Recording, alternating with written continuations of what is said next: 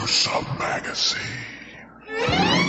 Hello once again, I am Doc Rodden, and this is Gruesome Magazine, where we review the very latest in streaming and video on-demand horror movies. Each week, my co-host Jeff Mohr, Crystal Cleveland, Christopher G. Mohr, and myself will take a look at very spooky, scary, and gory genre offerings. Tonight, we are reviewing the found footage phenomenon. Sing it, sing it. Streaming now on SHUDDER. All right, let's take a look at the crew, starting off with the one and only Jeff Mohr. How you doing, sir? I'm doing great. It's good. I'm looking forward to this discussion. Excellent. I am too. Okay. I am too. All right. Also joining us this week is Crystal Cleveland, the Living Dead Girl. How you doing? Nice color in the background there. Thank you. I still want to do more. I just don't know what. Maybe I should have Christopher give me tips because he's got a good eye. But that was weird. Yeah, it's just totally. See, I always say what I think. I need to just shut up.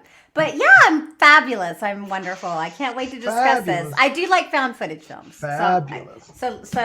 So I am interested in this at least. That's wow, you really had me up until that one. All right, award-winning filmmaker Christopher G. Mohr, ladies and gentlemen, let's welcome the man himself. How you doing, sir? I'm doing. Oh yeah, I knew it. Damn it! Oh, it's a ghost. What? You threw that? We got it on film. Did you see that? Oh my God, Jeff, no, don't do it. Wait, now we all have to do it. Oh my God. Actually, Jeff, that's really. See, I wanted to move my camera, but I don't want to have to put it back. It's too much effort to create a found footage film for Crystal. Oh no! I'm like, It won't show her good effort. Side. That's true. That's too. true. I She'd mean, have to move going all her straight lights. straight up my nostrils. That's She'd have not to change fun. the electrical panel in her house just to be able to light that room. There you go. All right. Well, what we're going to do tonight, folks, is ridicule this movie. No, we're going to review this movie. We're going to give it our first impressions. That will be spoiler-free. And then we're going to dive into a discussion. There ain't no spoilers to be had, but we're going to dive into this documentary and have a good discussion about it. Then we're going to wrap things up with our final thoughts, our score 1 to 5, and our favorite scene. And of course, we hope you enjoy not only this review, but many others that we have on the site. And if you like it, please hit the subscribe button, the like button, share with a friend. Do wonders for us. And of course, leave some comments down below. Are you a fan of found footage? All right, let's look at the card, shall we? The found footage phenomenon. There you go. Available streaming on SHUDDER beginning May 19th of 2022. Writer and directors Sarah Appleton and Phillip Escott. And the cast includes a variety of filmmakers involved with found footage. I won't go through all their names here, but there they are to read. And a lot of talented people there. All right, synopsis: The found footage phenomenon is an independent documentary charting the origins of the found footage subgenre and tracking it through the technique's current form and asking what the future is. Boom. Okay. So you didn't read any of the names? Well, there's No. a million names. Do you There's a really million want names. him reading a million names? Well, I mean, okay, so there are some good. Eduardo Sanchez we should mention. I think we should also mention Andre Overdahl. Ruggiero Deodato, who did Hannibal Holocaust, which I thought was fantastic to have there. And of course, one of my favorite films that the directors Derek Lee and Cliff Prowse. But we'll get into all those as we discuss, I'm sure. Crystal, you're up first. What was your first impression of the found footage phenomenon? Okay, so I do like found footage films. I know for some reason Doc seems to think that no one else likes them but him, but he's wrong. I do really like them. So I actually was kind of hoping, I didn't know what this was about because I just haven't had time to research it. So I thought this was actually a movie, and then I found out it was a documentary, and I was a little disappointed. Oh no! But it was interesting. And I haven't, there's some movies that I haven't seen on here that I'm actually thinking I need to go back and watch. So I think that for any horror lover, and especially if you like found footage, actually I think this is pretty beginner level stuff. I think for real, I don't know. Maybe Doc will prove me wrong, but I think for real found footage lovers, they may want something more. But it's not a short documentary. What, it's like an hour and 40 minutes or something like that. It's like it's meaty. And I like that it gives like some insight into why these films were made and what inspired these films to be made, and how they went about making some of them. I mean, it was informative. It was interesting. I mean, it's not a horror film, so it's only as good as a documentary can be. We've done other documentaries before. Yes, we have. But I'm just saying I did enjoy it, and I learned some things, and I actually wrote a couple. I mean, there are a couple movies in my brain that I want to watch. Like Megan is Missing. I haven't seen that one. Oh. And apparently that's one I need to see. So, yeah. Perhaps. Might be some. It's nasty. Yeah. All right. Well, let's move along. Jeff Mohr, sir. What was your first impression of the found footage phenomenon? I liked it a lot. I like found footage films a lot, with a few caveats. There are certain things I don't like, which are I hate, shaky cams to the point of you can't tell what's going on. Like, I understand if you're running or something, but they've got to find a way that you can at least tell what the hell's going on. The other thing is there's got to be some reason of why they're filming when any normal person would have just dropped the camera and ran like hell. So there's got to be some reasoning behind that. I'm not real hardcore about it because it doesn't bother me if I see mixed up ones. One of my favorites is Banshee Chapter, which has nice, mixture. yes.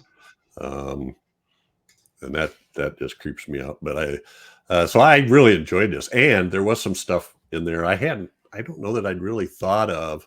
I got to go back and listen because we did Peeping Tom on the classic era, and they make that sound like it's got some of the first found footage type scenes. So like held camera, and they'd look at some movies there. There's another one that they mentioned that I got to scout up, and I can't remember the name of it. I should have taken notes at the time. But otherwise, they did discuss some of the ones that I've watched that I think were impactful, right along with Cannibal. Well, these are first impressions, so I will stop. I thought it was very informative, and they had a wide variety of people talking about it from a lot of different viewpoints. They did indeed. I love that you threw a film that wasn't even mentioned in the documentary. Kudos to you, sir. What film was that? They didn't mention the Banshee. Oh, yeah. Christopher G. Mohr, sir. Found footage phenomenon. What was your first impression? Well, you know me. I like a lot of documentaries about movies. We recently reviewed the Ghostbusters one. So I love a lot of those. And I think, regardless of how you feel about found footage, it is kind of interesting to go into the beginnings of it and get into the nitty gritty. And it wasn't just focused on the biggies, even though that's part of it. They focused on a lot of things, and probably a lot of parts of found footage I would not focus on because I hate the torture porny. Like I will never probably watch Hate Crime, which they showed snippets of because it doesn't look like the type of film I'd want to watch in general. I like those that are more just this, that are horror and supernatural, but they're just not all about like, let's just torture people for no reason. I think, which they mentioned in there, several of them, some of their issues with some found footage. But yeah, I think it's a very interesting story and I think just all the different types of filmmakers, that it's not just American filmmakers, there's foreign filmmakers, quite a few. There's what was it, the Asian filmmaker they talked to, but it's not all them talking about their own films. They're talking about those things that influenced them or what impressed them with other found footage type films, and that's really interesting. I think although I did see them, it would have been nice if that included more of the screen life type horror films, which I feel is some of the more current stuff, which they kind of delve into a little bit, and they talk about Unfriended and stuff. But I think the host as well. Yeah, Host. But you have those things where you're like watching a laptop or any of those type of things. Things would be interesting. And I think and to mention what Crystal said earlier, it's not that Doc thinks that nobody likes found footage. Nobody likes found footage as much as he likes them. There's the difference. That might be true. Okay. That might be true. But yeah, I thought it was very interesting. Although I do see it would have been nice if it'd been a documentary about found footage films that ended up being a found footage. That would have been creative. I mean, and I was kind of wondering if they were going to go there, because I think if I'd make my documentary a little bit more interactive in that kind of respect, and that would have been an interesting thing if they had like a story wrapped around interviews with actual found footage people, or that kind of thing. But anyway, that's just me filmmaker wise, just thinking out loud. But yeah, I thought it was a fun doc that was really interesting. I learned a lot of things I didn't think about, because they delve into like time periods and how people's mindset changed, like after 9/11, and how people forgot about things. So I thought it was very, very, very interesting documentary that was that wasn't just talking heads. It actually gave a lot of interesting information, and gave a lot of films that I did, like if you have already said, that I didn't even know about existed, or like I think they even talked about the guy who's the first originator of those type of things, and I'd never heard of his. The Last Broadcast, is that what? Yeah, Last Broadcast. Yeah. Yeah. Oh no. Was that no? Then there's man bites dog and Man bites dog. I've seen Man Bites Dog, but there's a lot of things about. Although I think one of my favorite ones of recent, I think it was Followed. I think it was that we reviewed, which I really loved. It had almost like a Hotel Chelsea type thing. So, but yeah, I thought it was a really interesting documentary. I think if you like movies, if you like, you might want to. I think it'd be an interesting watch, even though it doesn't have a story like Crystal. It's not a movie. Not Crystal a movie. Said. Not a movie. Well, okay, so here I go. All right, yes, this is a documentary, and it's a documentary about found footage film, and I don't think it really gets beyond that. It's perfectly fine. It tells the story, it gives you a lot of things, but it's almost more of a history of it, a history lesson. I mean, they instead of it doesn't. I was a little disappointed. Let's just put it out there. I was a little disappointed they didn't really get into some cause and effect and some motivations, and and a little bit beyond just the filmmakers and the impact it had on maybe the psychology of it or something, or put a little more imagination into it. There's been documentaries that really stand out because they get into a mindset or something. Like what was the one we did, what's the name of it for that we saw at Renegade, Christopher? For you're talking about like Wolfman's Got Nards? Yeah, Wolfman's Got Nards. So I mean, it has this really strong heartbeat in the middle of it. I mean, it's basically about the making of a movie, but yet they went beyond that, and I appreciated that. And I think this one missed the opportunity to really get into the meat of what a found footage means. But that's what I wanted. This movie didn't want to do that. It wanted to be just a documentary about, the history of found footage and the found footage films and the directors and writers behind it. And in that respect, it's very successful. It's very entertaining, and it gets into, there's a few films in here I didn't even know. I'd never even, what was it, Hate Crimes? I'd never heard of that one. So that one was new for me, but everything else I was pretty aware of. Although I haven't seen Megan is Missing. I've avoided that one on purpose. But I was very aware of, and I've even seen the one that was on British television recently. Ghostwatch, and that's actually really good for what it is. And I like the different varieties of it, and they got into it.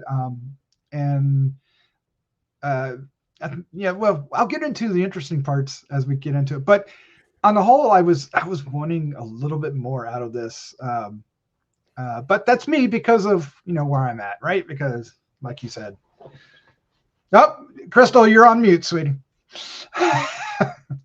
So, my bad. So I was right that like it's more for like people who are really into found footage will want more, right? And like beginners, like I found it interesting, but yeah, I may not be as big of a fan as Stock is found. I do love them though. When they're good, they're good. Well, do you compare it to something like horror noir, or do you feel like that's more delving into beyond the filmmaking aspect of it? Who are you asking? Doc, Anybody. You. I mean, Oh, I thought. to me, this is pretty much a going through, like you would go through a bunch of Godzilla movies or something. It's Well, just, yeah. Well, and Okay. for me, it's like, I mean, as somebody who likes movies, I enjoy it, because anytime they haven't, but it does feel like it is more interview, show clips, Yep. and sometimes I do like it when I think my favorite documentaries are where they actually they really craft a story out of it a little bit more so.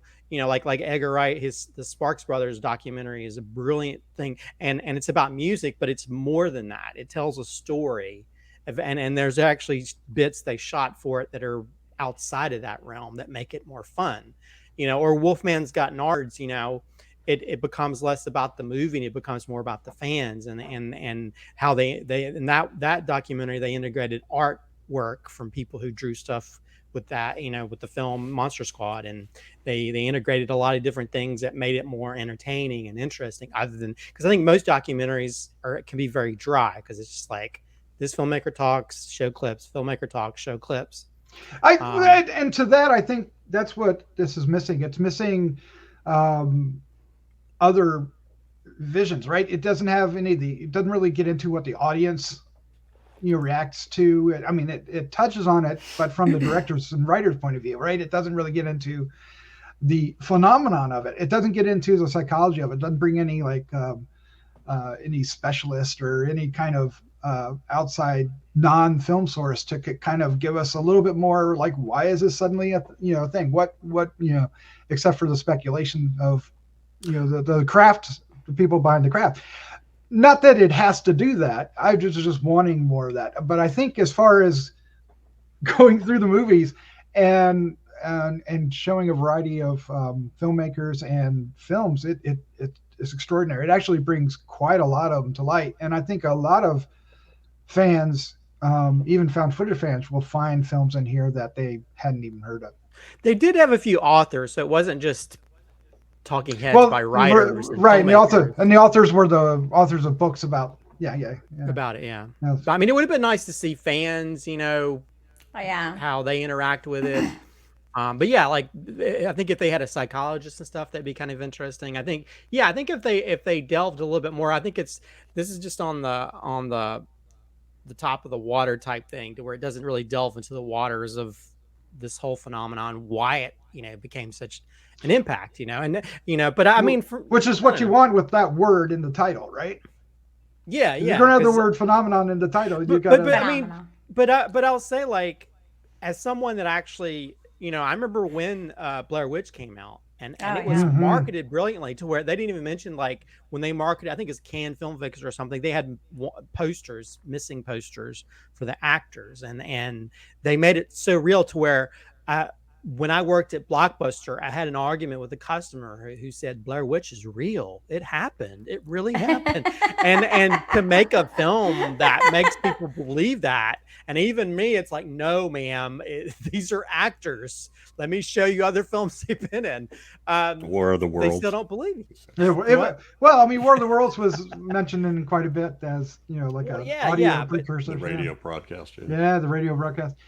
I liked on that respect. I liked when the director behind Cannibal Holocaust, he wrote that the actors, they signed that they couldn't work on anything for a year, but that backfired because he had to go to court and prove that they hadn't died, which is, fantastic. They didn't. Well, I enjoyed that a lot because but that's one of those things I've read before, but you never know, where did I read it? Did I read that on IMDb? And is that just one of those legends or what? And this is the guy telling you, this is what I did.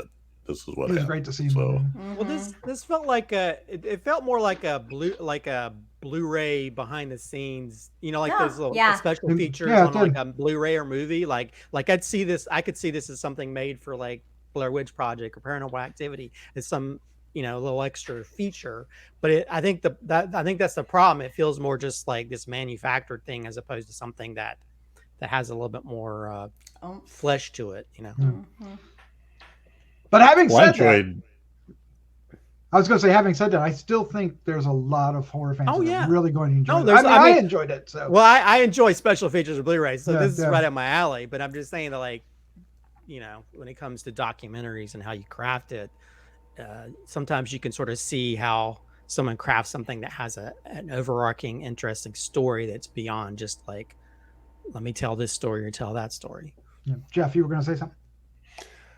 Well, I see what you're saying in terms of it doesn't really talk about. They kind of vaguely talked around this idea that it's like more real life, and you feel like it's happening to you. But there are certain things about the way they're shot that I think add to the tension, and they didn't really talk about that. But I did really like how they talked about, and I forget who it was. It was one person in particular, and then several other ones I think chimed in on it about how there's been resurgence over the last 30 years based on like new technology development. Yep. Or other things. So like, for instance, host, everybody's doing Zoom meetings now because of the pandemic. Oh, hey, that makes sense. And Blair Witch, when we start, everybody's carrying around a video camera or a camera with a DVD or whatever. So it just creates a new opportunity. And the fact that I think people think they're easy, but I don't think they are, and not to make a good one. I think the filmmakers discovered that as well when they go into, we'll just make a found footage film. Oh crap! Well, one of them made a comment where they called it filmmaking becomes democratic economically. In other words, it's available for everybody economically because of that. Whereas before that hasn't always been the case. Yeah, I liked when they were really concentrating on, like, we were very conscious about why they had the camera and coming up with reasons why the camera's there, or a variety of different cameras, like the, security cameras and stuff, and how that became a thing, or people used it before others did and didn't realize what they were doing.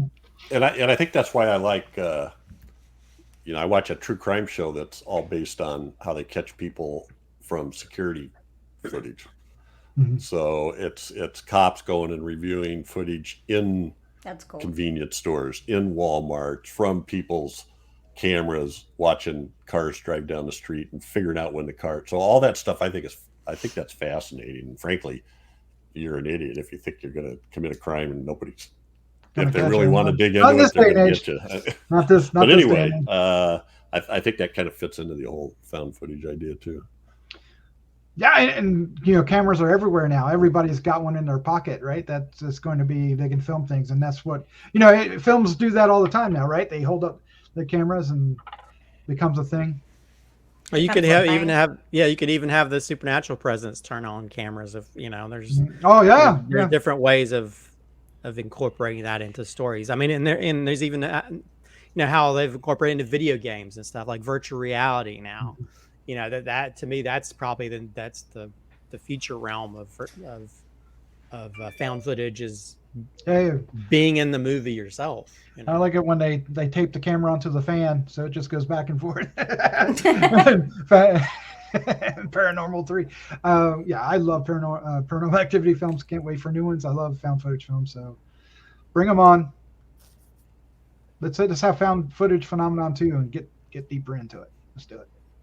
Yeah. Maybe that's. I'm sure we'll go into another realm of that at some point. Of different stories told in different ways. Yeah.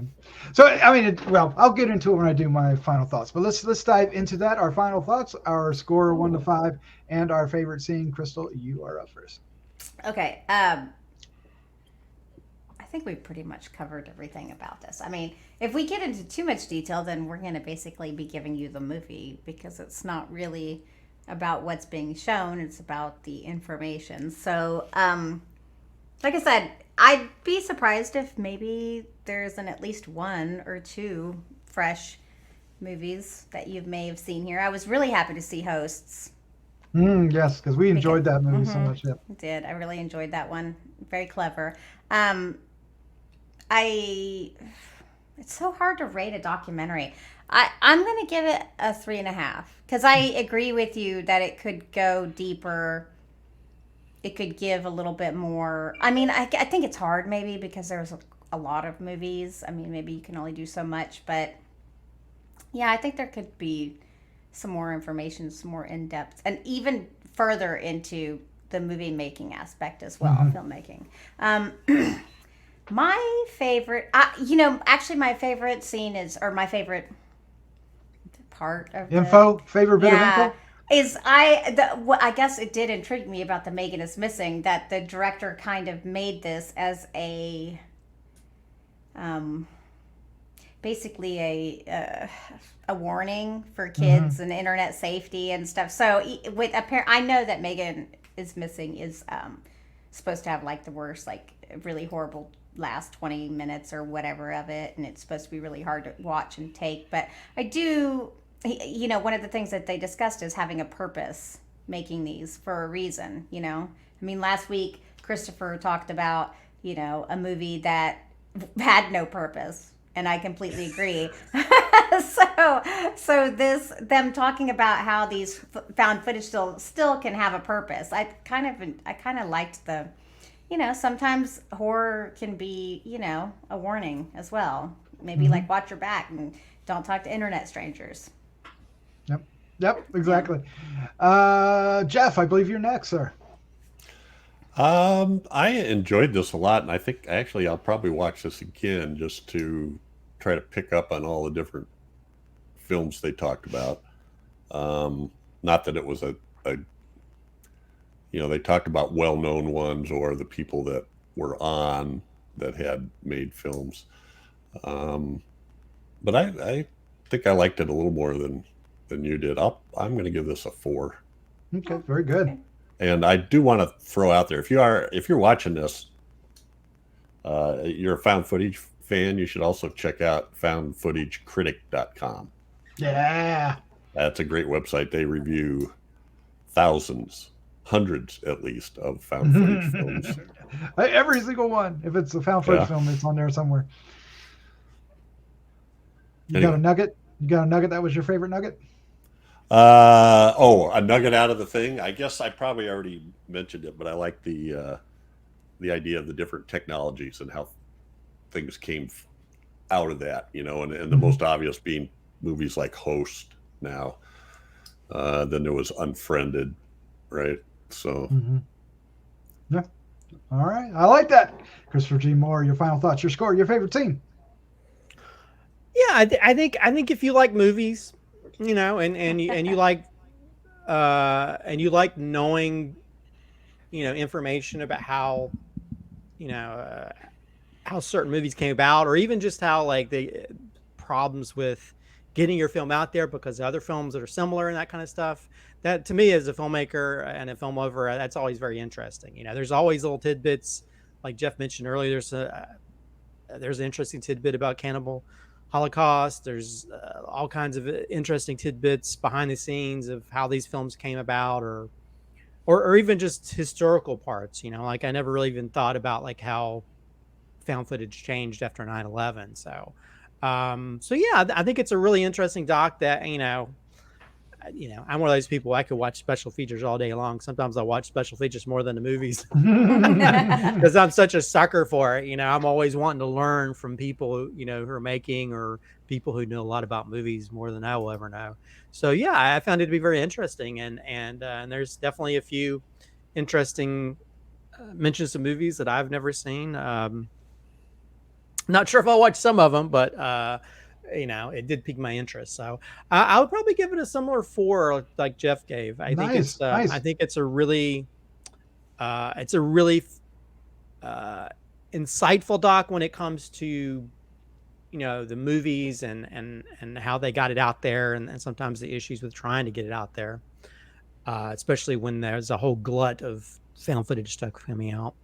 But yeah, I think there's a few things, but I think like most things, when you're trying to cover such a wide range of stuff during a genre, you're not going to cover everything. So I think it was kind of a missed opportunity not to cover more of the screen life stuff a little bit more in detail, other than just Host, because Host was not the start of that. There's other ones before that. There's be unfriended, and even though I'm not a big fan of it, but those things where it takes place within a computer and that kind of stuff, or computer screen. So yeah, I think also it would have been interesting if they really went into like, where do we think it's going to go? Like, what are the big things next? Yeah. But yeah, I'd like to. As for, I'll say it's more of a simple thing, but I just thought it was very funny that the guy who directed was it Numroy the Curse, the Asian director? Yes. Yeah, he mentioned that, like, I haven't said this before, but I never said it. Yeah, and he's like, but it wasn't real. Yeah. So I found that to be very hilarious the whole time. It was like he wouldn't tell people it was real or not. It's like, I've never said this before. It's real.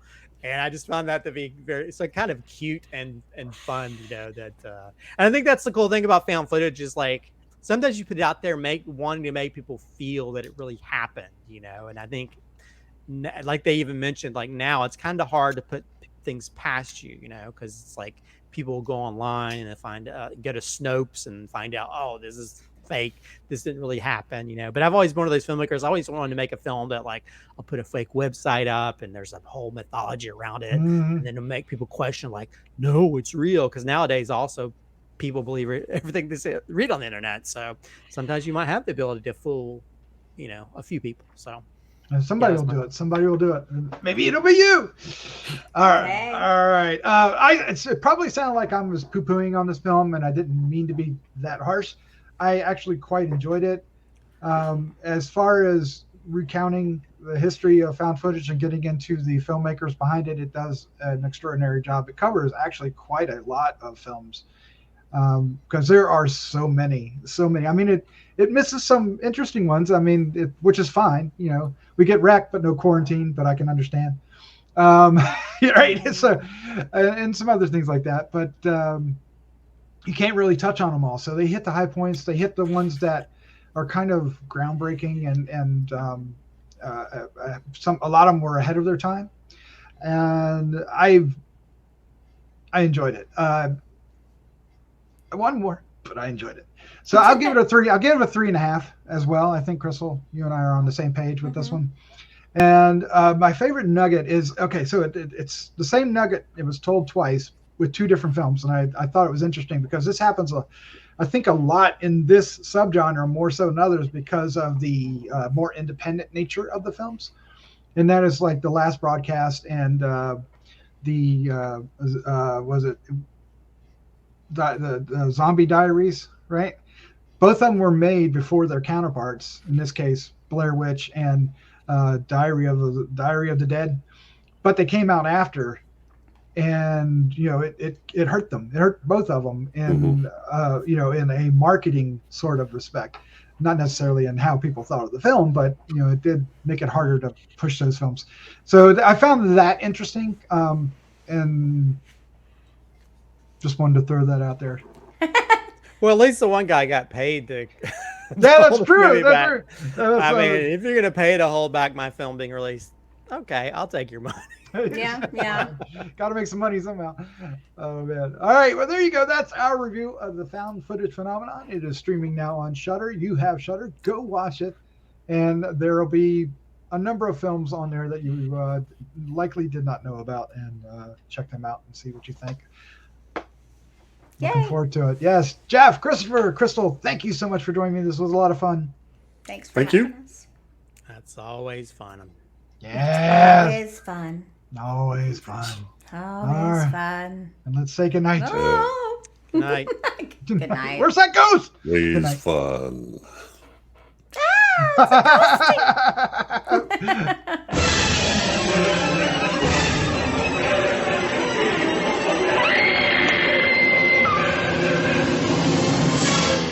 Gruesome Magazine.